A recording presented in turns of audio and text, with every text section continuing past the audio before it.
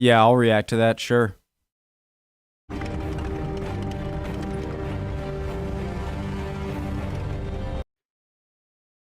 Okay, guys.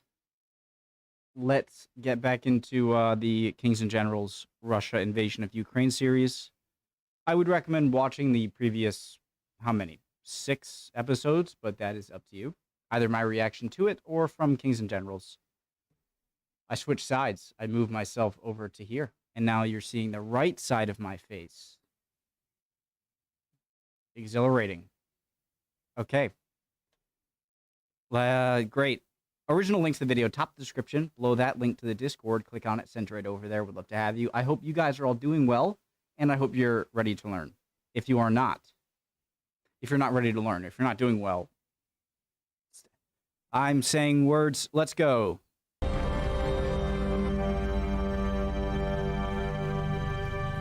We finished our video dedicated to the events of the Russo-Ukrainian War in August with reports about the start of the long-awaited Ukrainian counter-offensive in Kherson Oblast. In the first half of September, Ukraine managed slow but steady progress there. But as it turned out, this would not be the most important process in this period. Ukraine launched a surprising and highly successful counter-offensive in the eastern part of Kharkiv Oblast. In this video, we will describe both Ukrainian counter-offensives and provide you with updates on other notable developments from the war in Ukraine in the first half of September. Even for those far from the war, Before I get into the sponsor, the mini-map in the bottom left is very helpful because it can be kind of confusing when it's zoomed in and you don't know exactly where Ukrainian cities are. And Ukraine in the first make sure to use, guys, for his sponsor. Make sure to use his link if it interests you. half of September. Even for those far from the war, its economic impact can still be felt. In fact, the average stock and bond-based portfolio is down 20% this year, leading some to look for more stable ways to invest their money. This is leading to increased interest in the art market, which is opening to more people than ever due to the revolutionary approach of our sponsor, Masterworks. They organize the buying and selling of shares in art, which is a particularly stable field, especially in the current climate. Deloitte reports that 85% of wealth managers recommend art to their clients, and Morgan Stanley note, investment-grade art has a low correlation to other major asset classes and often experiences lower price volatility. Masterworks makes getting into these markets easy by dividing works into shares, allowing people to buy in without the usual massive entry costs. Their world-class art experts collect pieces from the likes of Picasso, Basquiat, and Banksy and analyze their unique database of decades of art auction results, and then sell pieces at opportune moments to provide a return to those who bought shares. That's how they've delivered an average net return of 29% to their investors to date. Masterworks has over 500,000 members and an A+ rating from the Better Business Bureau. Demand is surging as more investors reallocate their assets, so there is a waitlist, but you can click our link in the description to skip the waitlist right now. The link. Our previous video described the start of the Ukrainian counter-offensive in Kherson. After several months of targeting Russian ammunition depots and critical supply lines in and around Kherson Oblast, Ukraine launched its counter-offensive on 3 main axes. It was reported that Ukrainian forces broke through the first line of the Russian defense, which was mainly defended by the separatists. You guys, I understand my question before of like, why aren't they making more smaller encirclements? They have to pick a geographical thing. It's more complicated. I'm no military expert. I just have questions sometimes, and I appreciate the answers. DPR units. Even though the Ukrainian command maintained a strict silence policy in connection with its Kherson offensive, information about the liberation of several villages and towns was reported by the media. The message of the Ukrainian command and officials was not to be euphoric, as the Kherson offensive was planned to be the slow and methodical destruction of the Russian military assets in the area. In the first half of September, Ukraine continued putting pressure on the Russian forces in Kherson Oblast to advance slowly, while further degrading Russian supplies and attacking Russian pontoon bridges and barges to minimize supplies coming to the Russian contingent of about 20 to 30,000 troops in this area. Losing Kherson would threaten the Russians' control over Crimea and another key logistical hub of Melitopol in Zaporizhia. Hence, since late August, Russia has ramped up efforts to bolster its numbers in the area. The British Ministry of Defense reported that elements of the elite First Guard tank army were deployed from the Kharkiv Izium front to Kherson. Furthermore, RFE-RL provided footage of Russian convoys moving into southern Ukraine via the Kerch Strait Bridge. But Ukraine did not intend to allow Russia to strengthen its positions in the Kherson Oblast and continued targeting Russian military infrastructure. Seems like some really strange terrain connecting Crimea to mainland Ukraine. Almost like a bunch of sea marshes. Strengthen its positions in the Kherson Oblast and continued targeting Russian military infrastructure. On September 1st, a Ukrainian airstrike destroyed a Russian military base in Snihorivka. On September 2nd, a Russian pontoon crossing in Novokharkovka met the same fate. On September 3rd, the Russian 45th Guards Spetsnaz Brigade, which was reportedly either encircled or enveloped in the Vysokopilya area by the 60th Motorized Brigade and the 108th Territorial Defense Brigade and the 60th Mechanized Brigade, managed to break through towards the south to link up with the 98th Guards Airborne Division troops. Nevertheless, this led to the liberation of Vysokopilya, Olina, and Potyomkina, which have been contested for months. On the same axis, the Ukrainian army reportedly made an advance towards Kreshchenivka. On September 4th, it was reported that the Ukrainian 28th Mechanized Brigade and the 59th Motorized Brigade drove the 20th Guards Motor Rifle Division and elements of the 7th Guards Mountain Air Assault Division away from Lyubomirivka near the M14 highway leading directly to Kherson. The Ukrainian army also liberated Blahodativka to expand its Andrivka-Lozova bridgehead across the Inhulets. Ukraine managing to protect and expand this bridgehead poses a threat of taking the T-2207 highway under control to advance on Berislav and Novokharkovka, which would mean the dissection of the Russian army in Kherson Oblast into two. According to Russian sources, Putin just doesn't have enough infantry to get rid of this bridgehead. Another interesting development in early September was the resurfacing of videos of Bayraktar TB2 drone strikes on Russian military equipment and positions for the first time in a while. After having some success at the initial stage of the war, the Russian air defenses and radar systems presumably managed to minimize the impact of these strike drones. It is argued that the AGM-88 HARM missiles supplied by the United States to Ukraine, which have been essentially designed to target radar systems, have drastically decreased the electronic warfare capabilities of Russia in Kherson and other fronts, allowing Ukraine to send TB2s back to the air and cause some damage. What makes an anti-radar missile different from it? Are radar stations just not that? Do they not need that big of a payload? It strikes me how there's a certain missile designed for anti-radar. Anyways. On September 6th, Ukraine destroyed another Russian ammunition depot in Tominobalka, about 20... I thought an anti-radar missile would just be like a Tomahawk missile. You know what I'm saying? I hope I made sense. ...kilometers west of Kherson. On the following day, the advance of the Ukrainian army in the northeastern axis of Kherson continued. It was reported that the village of Novovosnesenska was liberated. On September 8th, an unconfirmed report, claimed by Russian telegram channels, stated that elements of the units defending Kyzylivka abandoned their positions under intense pressure, allowing Ukraine to take it. On September 10th, Ukraine struck the Alkarisas Enterprise in Kherson, which hosted a Russian military base. On the same day, it was also reported that the Ukrainian 28th Mechanized Brigade drove elements of the 20th Guards Motor Rifle Division from Alexandrivka on the T-1501 highway leading to Kherson.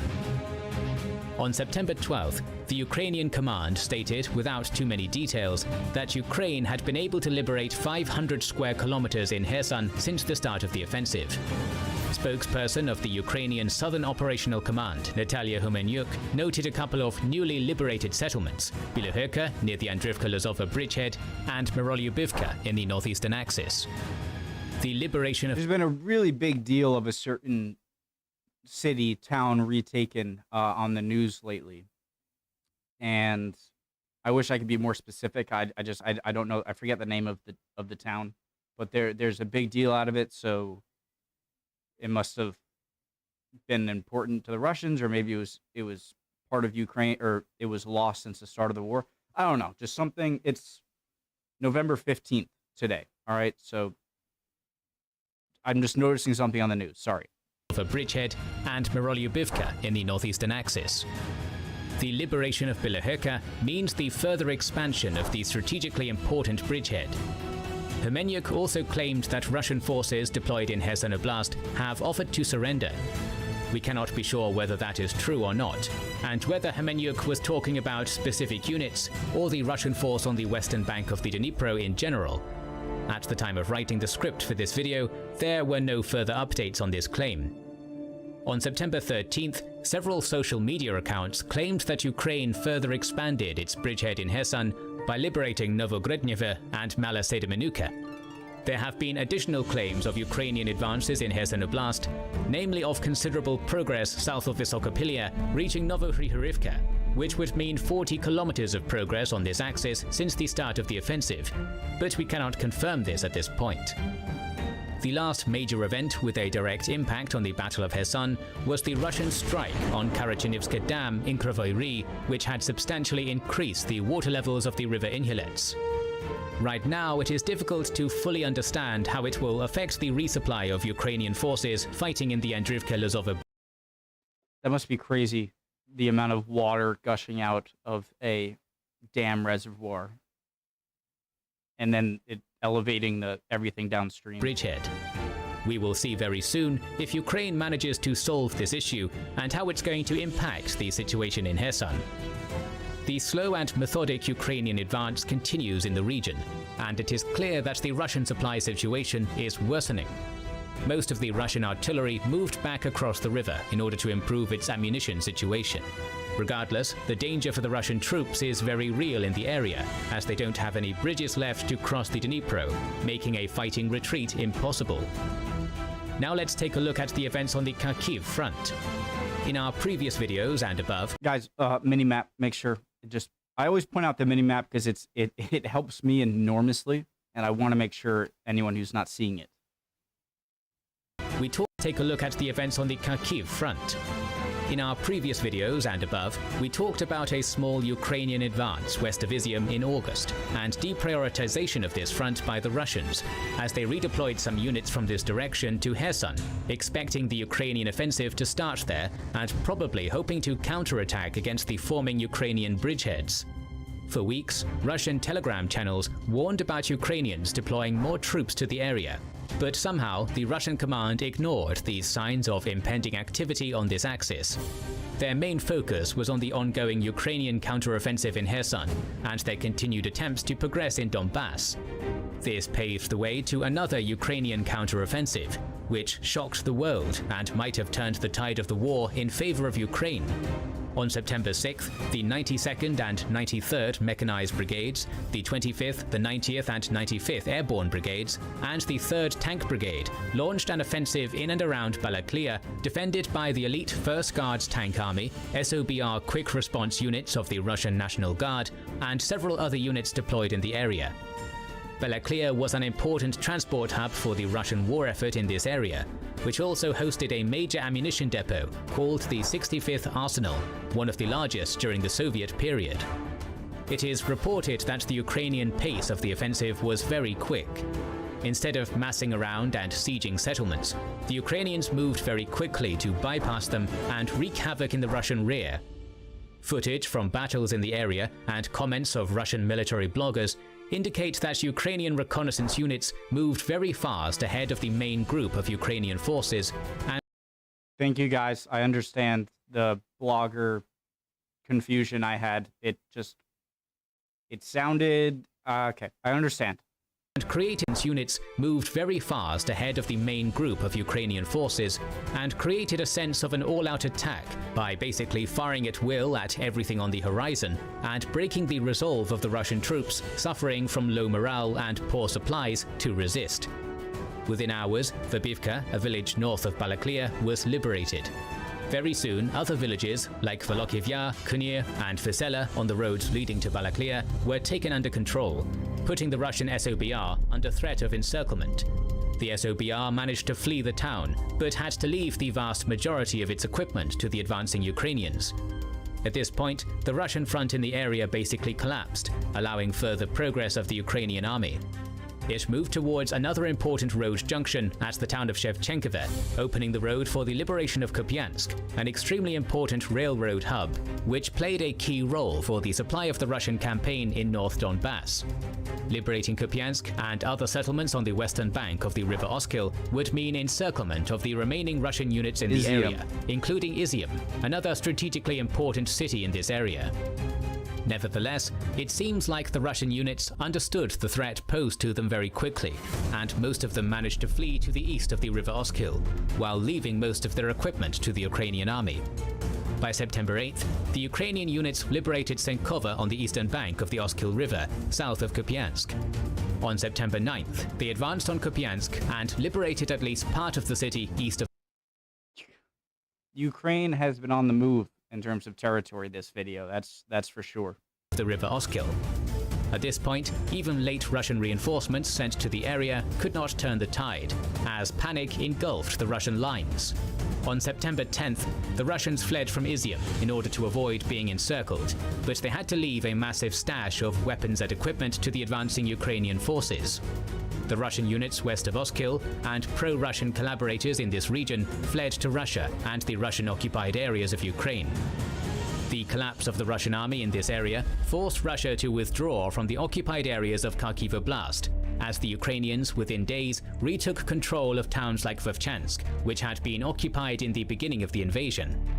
For days, the Russian command remained silent about the Ukrainian progress, while the Russian telegram channels and social media followed and informed on it with astonishment and anger.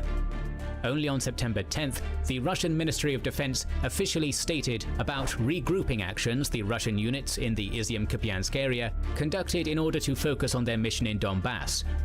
The Russian public did not really buy this explanation, even though some of the most ardent loyalist admins of Russian telegram channels continuously claimed that the Russian forces withdrew intentionally in order to draw Ukrainian forces into a trap. But you do not regroup or conduct strategic withdrawals while losing most of your equipment to the enemy. Ukraine liberated almost 6,000 square kilometers of land in a matter of days, a massive area, which required the Russians almost 4 months of highly costly operations to occupy. Very poor Russian command. I want to know what it's like being a Russian citizen with the news. I mean, look, every country, every army, every nation's army, they're not going to tell you everything, all right? They're going to strategically word things, of course, but this is pretty blatant, and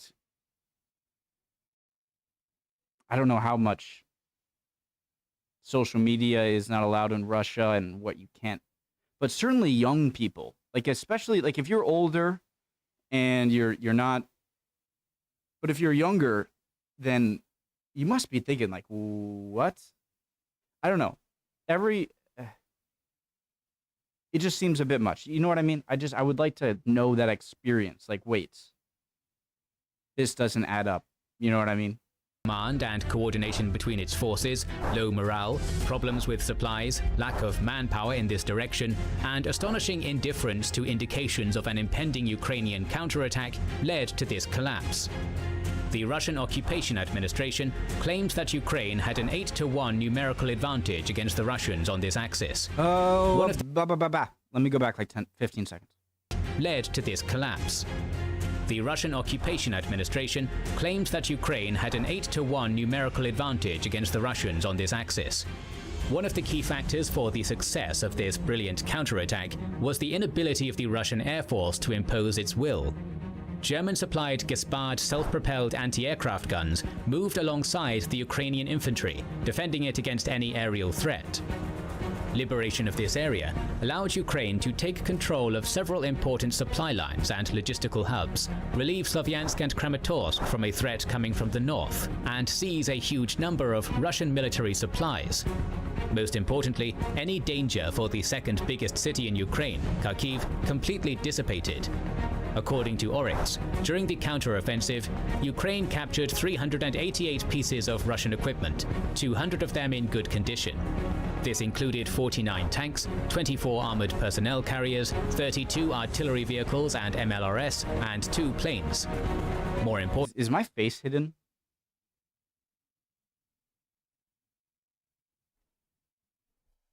No, I'm fine. Hopefully I was in frame. importantly, many artillery. This included 49 tanks, 24 armored personnel carriers, 32 artillery vehicles and MLRS, and 2 planes. More importantly, many Russian ammunition depots were captured intact, and that would allow Ukraine to supply its largely Soviet-made artillery. It is difficult to say how many Russian soldiers were killed or captured, but the number is in the thousands, with some units stopping to exist as a fighting force. But perhaps the biggest benefit of this highly successful counter-offensive operation by Ukraine is an incredible boost of morale for the Ukrainian army and the Ukrainian people. This victory, which is perhaps the biggest... Just before I forget, thank you guys for pointing out. I was questioning how they got the casualty numbers, and you guys explained it like it had something to do with intelligence gathering destroyed vehicles and the amount of people that would be in that vehicle and a bunch of other things. So thank you for that. Success of the Ukrainian army in this war, on par with its victory in the Battle of Kyiv, is yet another indicator that the Ukrainian army is not only capable of defending valiantly, but of conducting daring offensives as well. And on the other side, the already poor morale of the Russian army deteriorated even further. Unfortunately, after the Russian retreat, it became clear their troops had committed atrocities in the Izium area. Hundreds of corpses were found buried, many of them belonging to the civilians who were executed. Ukraine once again asked the international community to recognize Russia as a terrorist state and invited the UN to conduct an investigation in the area. This defeat increased the discontent in Russia regarding the situation in Ukraine. For instance, the head of the Chechen Republic, Kadyrov, criticized the Russian command for its mistakes and threatened to contact the leadership of the Defense Ministry and the leadership of the country to explain the real situation on the ground, if the situation did not change. This was followed by a surprising petition of 65 municipal deputies in Russia to strip Putin of the presidency for treason. Along with that, several Russian MPs, including the chairman of the Communist Party, Gennady Zyuganov, called for full mobilization. Military setbacks on the ground might push the Kremlin to announce mobilization in the foreseeable future. But the effectiveness of its conduct and whether it's going to change the situation remains highly debatable. The Russian government continues... I just got chills there. I don't know why. That was weird. ...its efforts the situation future. But the effectiveness of its conduct and whether it's going to change the situation remains highly debatable. The Russian government continues its efforts to restore the Russian manpower in Ukraine by creating new Wagner units. The owner of the Wagner Group, Yevgeny Prigozhin, who is known for his close ties to Putin, was seen making a recruitment speech in a Russian prison on September 14th. In his speech, he offered amnesty to inmates who would fight in Ukraine for 6 months, and stated that refusing to fight and withdrawing after agreeing to fight in Ukraine would not be an option for them. Along with that, the RFE-RL reported that Russia was redeploying its troops in Central Asia to Ukraine. Also, Kadyrov called upon federal subjects of the Russian Federation to launch self-mobilization campaigns, which is extremely problematic in terms of the unity of Russia. Amidst the Kremlin's unwillingness to declare a politically risky mobilization, the Russian elite is clearly worried about the situation in Ukraine and understands that Self-mobilization campaign? Is he just saying just go? Like just move forward? Like self-mobilization campaign. What does that mean? The lack of manpower is one of the factors behind it. Russia has also been attempting to bolster its military resources by purchasing arms from other countries. On September 5th, the New York Times reported that Russia was purchasing artillery shells and rockets from North Korea. On September 13th, after months of speculation, the first physical evidence of the Russian use of Iranian drones emerged. debris of an Iranian kamikaze Shahed-136 drone was found in Kupiansk and later in Nikopol. But the quality of weapons purchased by Russia continues to be shadowed by foreign military aid given to Ukraine. In early September, the White House asked Congress to approve the provision of a further $13.7 billion of military and economic aid to Ukraine, while on September 8th, Biden approved a new $675 million package, which included more ammunition, more artillery, more grenade launchers, and so on. Russia also suffered setbacks on the diplomatic front.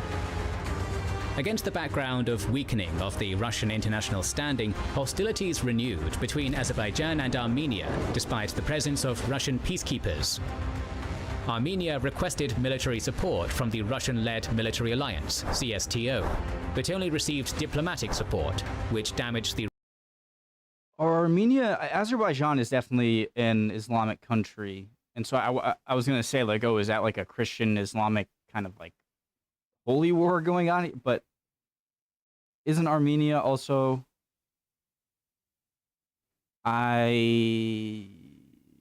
Never mind. The Russian reputation even more. As a result, two other CSTO members, Tajikistan and Kyrgyzstan, began clashing along their borders. The occurrence of these ongoing conflicts show that Russia is quickly losing its leadership position even among the former Soviet states.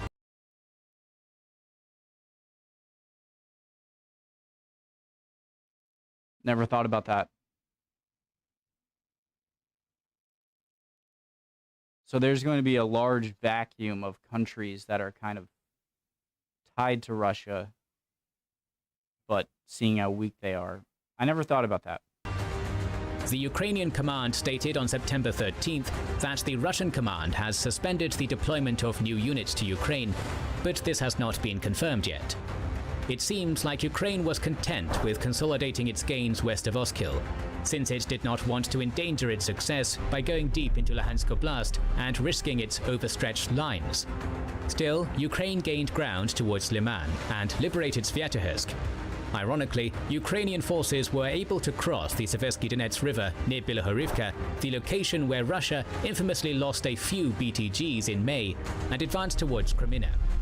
Success in this area will negate costly gains made by Russia around Severodonetsk and Lysychansk in a grinding battle that lasted for months, as Ukrainian officials are already reporting engagements in the vicinity of Lysychansk. There are reports that Ukrainians have already crossed the Oskil River near Borova and East Kupiansk, which means that Russia still hasn't managed to form a good defensive line, creating a threat to Putin's control over the Luhansk region. Another important factor is the disarray in the Russian supply lines. Kupiansk was essential. Just a question, guys.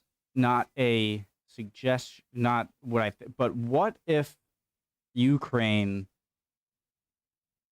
fired a bunch of missiles into Russia? That'd probably be bad for Ukraine, right? Because, well, on the one hand, you can say, deserved, they're in a war. Russia invaded them, of course, Ukraine. But the only problem is that might, I think, by not attacking into Russia, you're kind of, I think it wouldn't do much to alienate Putin if you started moving into Russia. Just as, not saying that they could actually go and conquer areas of Russia, but just to kind of send a message. But maybe that wouldn't be good in the long run. So, for the supply of the Russian troops in Luhansk and Donetsk, and without it, the nearest usable railway is in Veluki in Belgorod, and Ukraine can interdict that supply line with ease with its artillery and MLRS. Either to avenge its clear defeat or to calm down the military press, Russia shelled a number of Ukrainian power plants in the northeast of Ukraine, leaving that area without electricity for some time. Striking civilian installations that have no military utility is a war crime.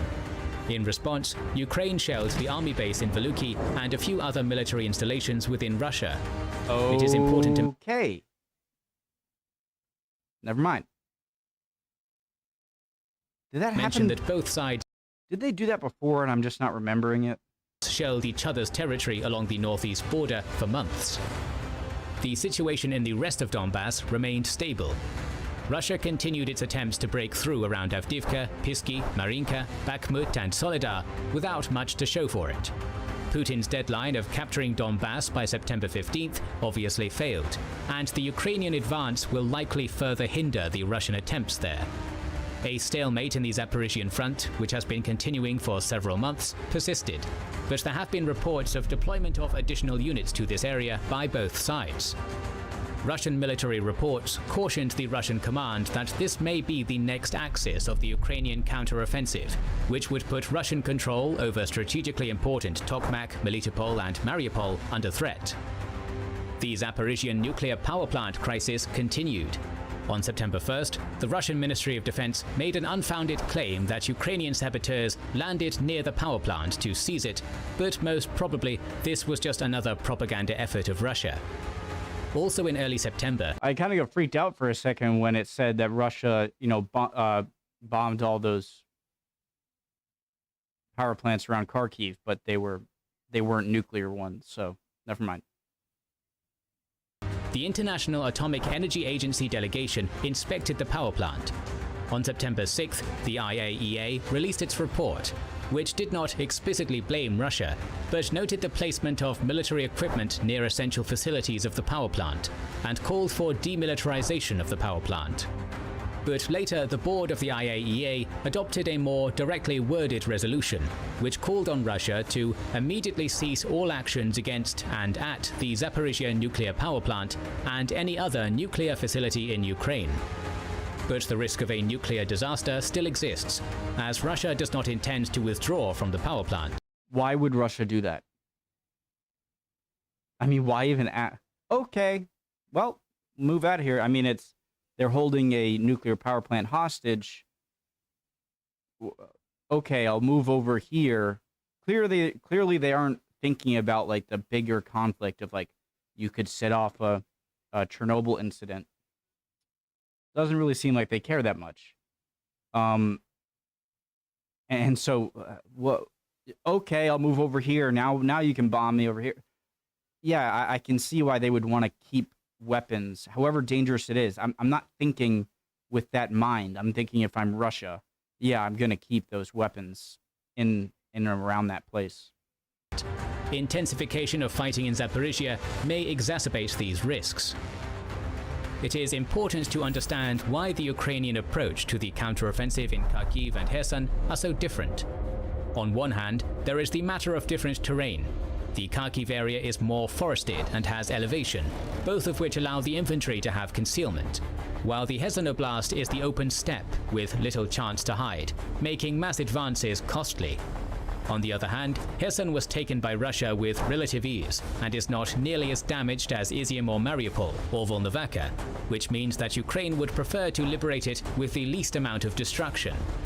Still, the fact that Ukraine has a decisive numerical advantage, while Russia can't generate manpower, means that the Ukrainian troops can create mismatches on any portion of the front and break through once again. With neither side willing to negotiate, the Russian government intends to continue its occupation of Ukrainian territories, hoping that winter is going to weaken the resolve of European governments and create cracks in the Western alliance. On September 3rd, Gazprom maintained its Russia's greatest general on its way, November, December. General Winter. I watched that video. Shutdown of the Nord Stream 1 gas pipeline in an attempt to prevent European countries from filling up their gas depots. But according to experts, Europe is well positioned to brace for this winter. Norway has been filling in a lot of the energy needs, right? Not that they can, I'm sure they don't have the capability to do the amount that Russia can, but in terms of its energy security situation, but it is unclear what would happen in the following winter if the war in Ukraine continues.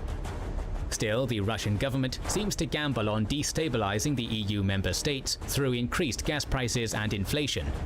For Ukraine, September has arguably been the most successful month of the war.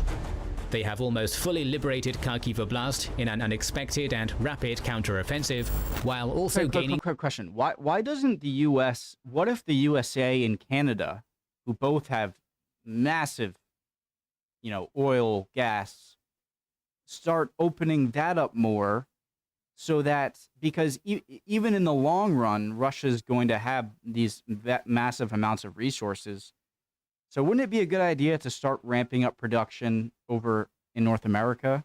So because then you can sell it to Europe, and so you'll make money too. And so it seems like a good idea to start pumping out, natural gas and oil from North America.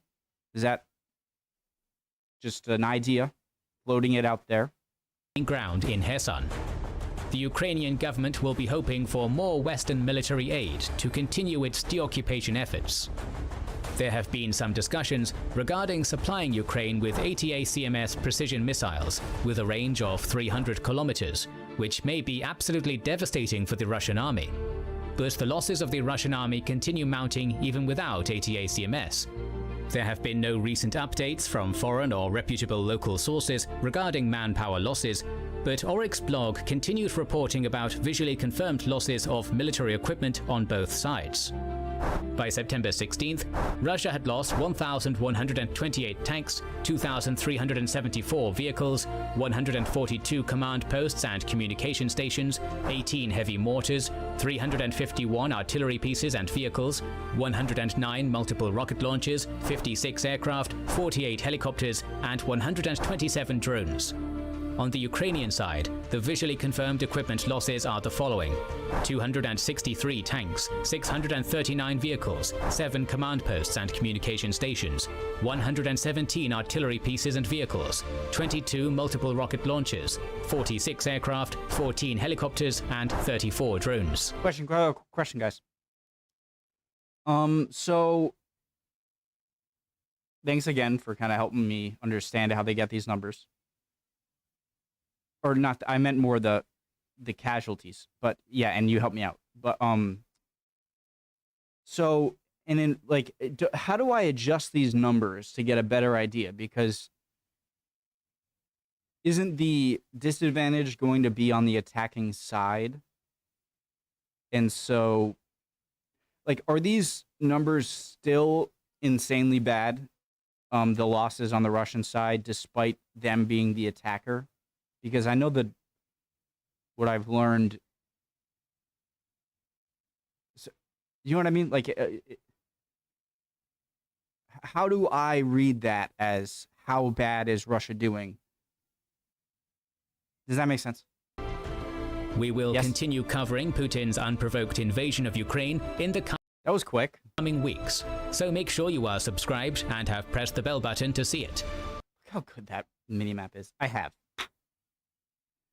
That episode felt like I imagined a cartoon in my head of Russia on the in the bottom of a boat where holes are springing leaks, and it's finger in there, and then a third one goes and you're getting your toe, and then another one goes over there and you have to let a finger out and go and plug that one, and Ukraine just kept poking holes. You know what I mean? Interesting. That was a very productive video for Ukraine, for certain. Yeah, hope you guys learned something or can teach me something or both. And I'll be back for the next video soon. All right, guys? Hope you're all doing well. If not, chin up. Love you guys. I hope you're doing well, as best as you can be. And if not, you'll be good soon. Don't worry. Emotions are fickle, my friend. Bye, guys.